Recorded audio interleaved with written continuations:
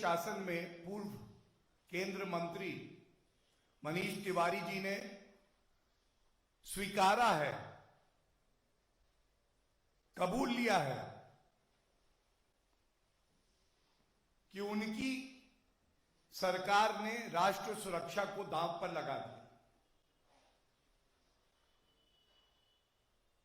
मन में यह सवाल आया, बड़ी पीड़ा के साथ आया। कांग्रेस पार्टी की अध्यक्षा सोनिया गांधी जी, राहुल गांधी जी क्या आज अपनी चुप्पी तोड़ेंगे?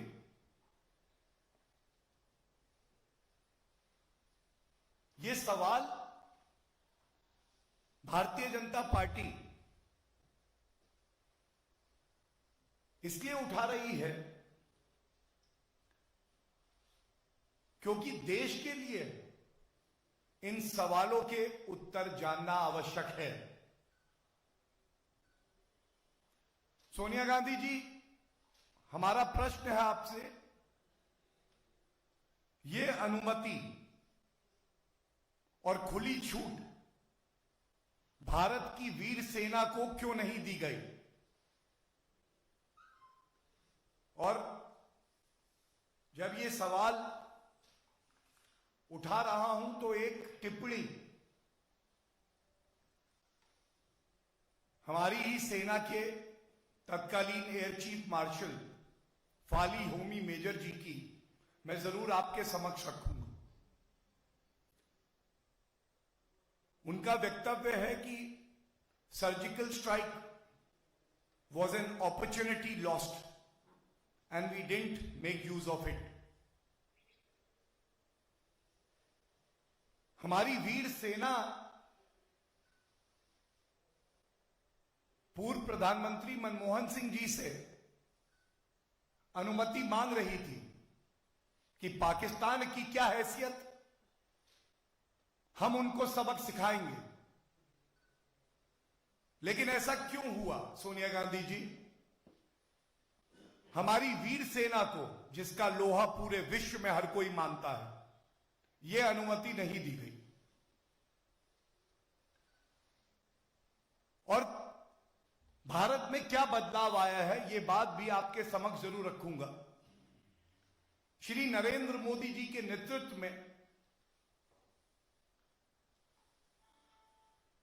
सबसे बड़ा बदलाव है कि पूरे देश की भावनाओं का सम्मान करते हुए श्री नरेंद्र मोदी जी ने पुलवामा हमले के बाद हमारी वीर सेना को खुला हाथ दिया। उसका परिणाम आप सबके समक्ष है। बालाकोट एयर स्ट्राइक हुई, पाकिस्तान को घुस के ठोका, बताया कि भारत की ताकत क्या है, बताया हमारी सेना कितनी वीर है। भारत की तरफ बुरी नजर उठाओगे तो तुम्हें बख्शा नहीं जाएगा। लेकिन यह अनुमति मुंबई आतंकी हमलों के बाद क्यों नहीं दी गई? यह तो आज कांग्रेस के पूर्व मंत्री खुद कह रहे हैं। दूसरा सवाल मन में आता है कि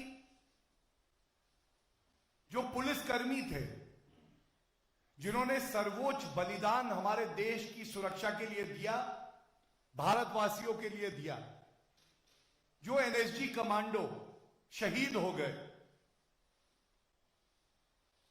आपने उनकी कुर्बानी को भी अपमानित किया। और ये इकलौता वाक्य जो है, इसमें इतनी ताकत है कि सोनिया गांधी जी, आपकी ये सहूलियत की जो राजनीति है, उसको छोड़कर देश को आपको ये बताना होगा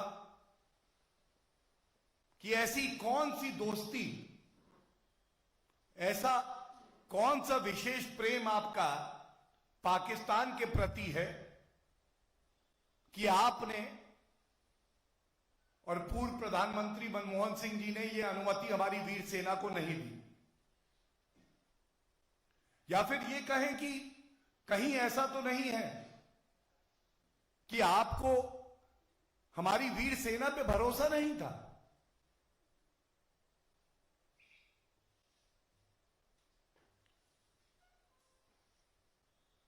हमें कभी नहीं भूलना चाहिए कि इस आतंकी हमले में करीब करीब 170 भारतीय मौत के घाट उतार दिए गए। पीड़ा होती है, और संवेदनशीलता देखिए, ये बात याद आती है जब हमारे देश पर हमला हो रहा था आतंकी, तब पूर्व अध्यक्ष कांग्रेस पार्टी के राहुल गांधी जी, मेरे हाथ में देखिए एक न्यूज़पेपर की रिपोर्ट है, सुबह तक नाच गाना कर रहे थे।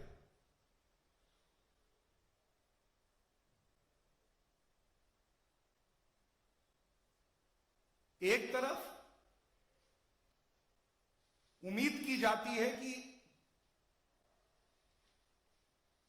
प्रभु कभी ना करे कि हमारे देश पे ऐसा आतंकी हमला हो, लेकिन अगर कोई प्रयास भी करे तो देश के प्रधानमंत्री और देश के गृह मंत्री सुरक्षा कवच बन के सामने खड़े हो जाते, जैसा अब हमने मोदी जी की सरकार में देखा है। लेकिन बड़े पीड़ा से मैं कहता हूं, अगर हम उम्मीद कर रहे थे कि तत्कालीन गृह मंत्री, जिस वक्त ये हमला हुआ, शिवराज पाटिल जी फोन कॉल कर रहे होंगे, सुरक्षित कर रहे होंगे नागरिकों को, कोई कमी नहीं छोड़ेंगे कि एक भी नागरिक की जान ना जाए, वो बंद गले के सूट बदल रहे थे, वो कंघी कर रहे थे, वो आगे कैसे बॉलीवुड की एक मूवी बने ये बनवाने में व्यस्त थे।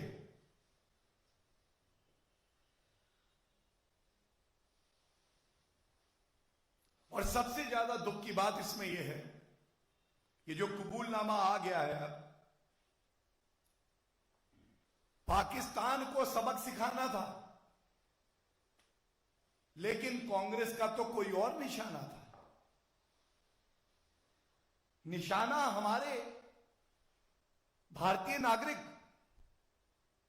हिंदू टेरर का आविष्कार कर दिया जाता है।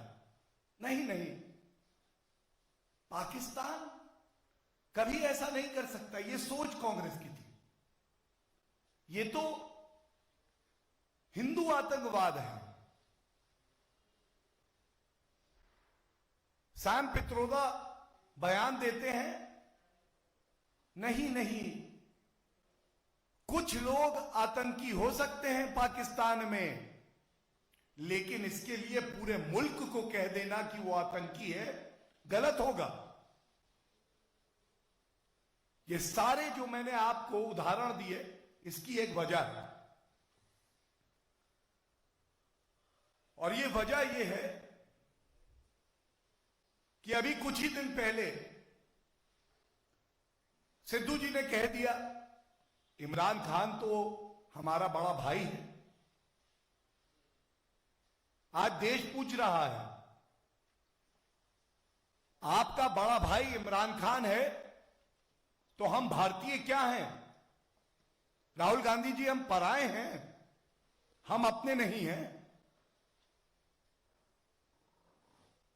जो सर्वोच्च बलिदान हमारे सैनिकों ने दिया, पुलिसकर्मियों ने दिया, एनएसजी कमांडोज ने दिया है, उनका बदला पाकिस्तान से लेने में आप असमर्थ क्यों रहे?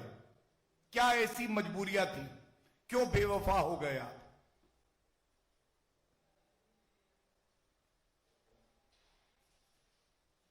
ये जो संयम दिखाया है, हम इस पे प्रश्न उठाते हैं। कोई कार्रवाई नहीं हुई, हम इस पे प्रश्न उठाते हैं। और ठीक है, ये पूरा भारत जानता है कि पॉलिसी पैरालिसिस, नीतियों पे फैसले लेने में लकवा मारा हुआ था आपको, ये हम जानते हैं। लेकिन जब देश की अखंडता की बात आए, राष्ट्र सुरक्षा की बात आए, तो आप चादर तान के कैसे सो सकते थे? और बड़े गर्व से मैं एक बात कहूंगा, श्री नरेंद्र मोदी जी के नेतृत्व में भारत ने दिखाया है कि भारत की शक्ति क्या है, सेना पर विश्वास करना क्या होता है, और हमारी वीर सेना की ताकत क्या है। याद करिए, पाकिस्तान ने उरी का हमला किया, क्या भारत चुप रहा? क्या भारत की सेना को खुली छूट नहीं दी गई? उरी सेना के बाद करारा थप्पड़ पाकिस्तान को पड़ता है, सर्जिकल स्ट्राइक होती। पुलवामा हमला, हर भारतीय की आंखों में आंसू थे। यही कांग्रेस कह रही थी, this is home grown terrorism. 56 inch की छाती कहां है?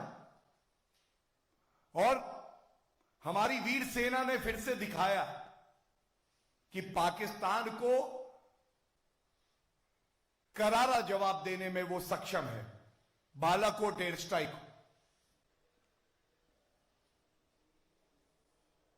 130 करोड़ भारतीयों की जो सामूहिक ताकत है, चाहे सर्जिकल स्ट्राइक हो, चाहे बालाकोट एयर स्ट्राइक हो, यह उसी बात का प्रतीक है। इन सवालों के साथ मैं इतना ही कहूंगा